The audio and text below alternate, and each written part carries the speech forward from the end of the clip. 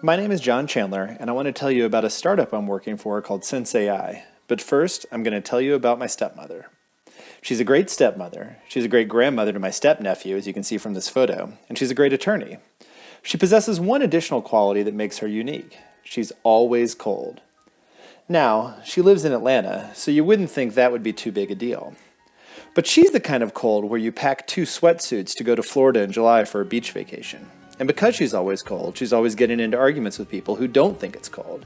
And there's no great way to settle those arguments because you don't have a thermometer nearby.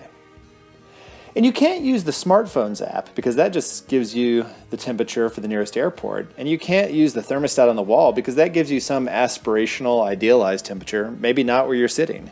So what you need is a convenient local temperature measure. And we'd like to use cell phones. And it turns out that cell phone batteries have temperature sensors attached to them. That's because about 10 years ago, lithium-ion batteries were bursting into flames, and the FCC freaked out and mandated that every device with a lithium-ion battery had to have at least 2 temperature sensors. So, can we use that to get ambient temperature? Well, it's not a solved problem, as you can see from the screenshots of this app. This is an app that shows you all the sensors available from your cell phone. So you've got a gravity sensor, a linear acceleration sensor, a proximity sensor, but you don't have ambient temperature. And that's because those sensors are right on the battery. The challenge in getting ambient temperature from battery sensors relates to another story. Probably about 10 years ago at Thanksgiving, we had a turkey that was taking a really long time to go from uncooked to cooked. In addition to a turkey problem, we had an appetizer problem. We didn't have any appetizers, so everybody was kind of freaking out. And they were drinking Manhattans.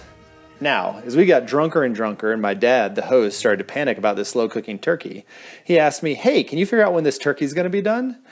And he had a bunch of temperature measurements, and it turns out you can solve this. You can figure out when an object is going to reach a certain temperature based on a couple of things. You need Newton's heat equation, and you need to know the temperature of the environment, and you need to know the temperature of the object at a certain point in time. And if you have these things, you can predict when it's going to reach a given temperature. So I did this, and even with my rudimentary physics skills, I was able to figure out when the turkey was going to be safe to eat. Now, if you can do this with a turkey, why can't you do this with a cell phone? The answer is, cell phones are a lot more complicated.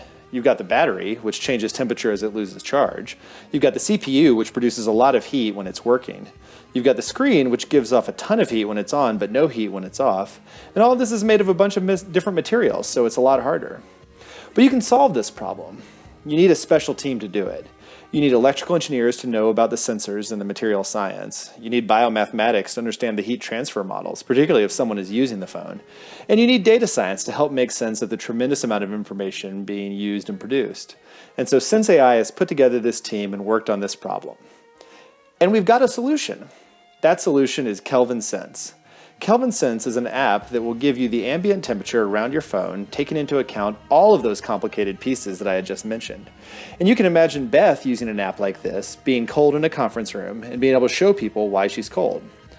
So the first thing we're going to try to do is to get this into as many weather applications as possible, so that rather than needing the Kelvin Sense app, Beth could just use her favorite weather app and know what the temperature was right where she was. Right now, all of these weather apps just have the temperature from the airport. So you can use Kelvin Sense for personal applications. You can also use it for weather forecasting. This is a graph of the temperature from the weather stations within 5 kilometers of my house. Forecasters want a lot of weather stations so they can make better predictions, but you can still see a temperature fluctuation of about 8 degrees. If we increase the number of weather stations by orders of magnitude, we could do a better job forecasting weather. If we're going to use Kelvin Sense for weather forecasting, however, we're going to need to figure out if you're indoors or outdoors. This map shows data for one of our users, and you can see they spend a lot of time indoors in Atlanta. They have some outdoor measurements in Atlanta. And you can even see them driving up to North Georgia, where we've got regular measurements giving us the temperature inside their car. So we can see a lot about a person with this kind of data. And this figure shows a heat map of a building for every hour of an entire year. Imagine you were in charge of running the heating and cooling system for a large company or institution. If you had accurate indoor temperature measurements, you could figure out where the hot and cold spots are and keep everyone more comfortable while saving yourself a lot of money. This graph shows the indoor measurements for a phone that a user just let sit on a desk for 4 days. On the bottom graph, the HVAC fluctuations are particularly noticeable. You can actually see the heat turning on when the temperature gets too cold, driving the temperature up and turning off, allowing the temperature to fall back down again. We can also benefit companies like Starbucks by providing them environmental data. They're working on an addition to their app that will let you place your drink order from your phone and then start traveling to the Starbucks. When the app determines it's the right time, it'll place your order with the store, ensuring that your order is ready the moment you walk in. If Starbucks knew the ambient temperature while you were placing your order, it helped them target ads. And we can use this for fraud detection. Because of the way heat moves from a person's hand into a phone, and because of the way the phone shakes around, we can tell if a human is holding the phone or if the phone is being managed by a bot.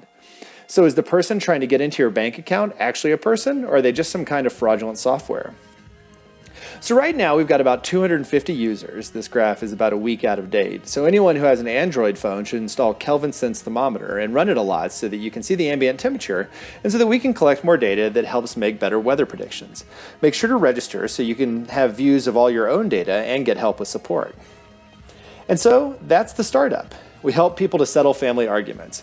We help forecasters to make better weather predictions. We can help advertisers to give people more relevant ads. And we can help banks prevent fraud. But we probably won't help you have more appetizers. So look for us, Kelvin Sense Thermometer by Sense AI. Take the temperature anywhere, but also pack some snacks.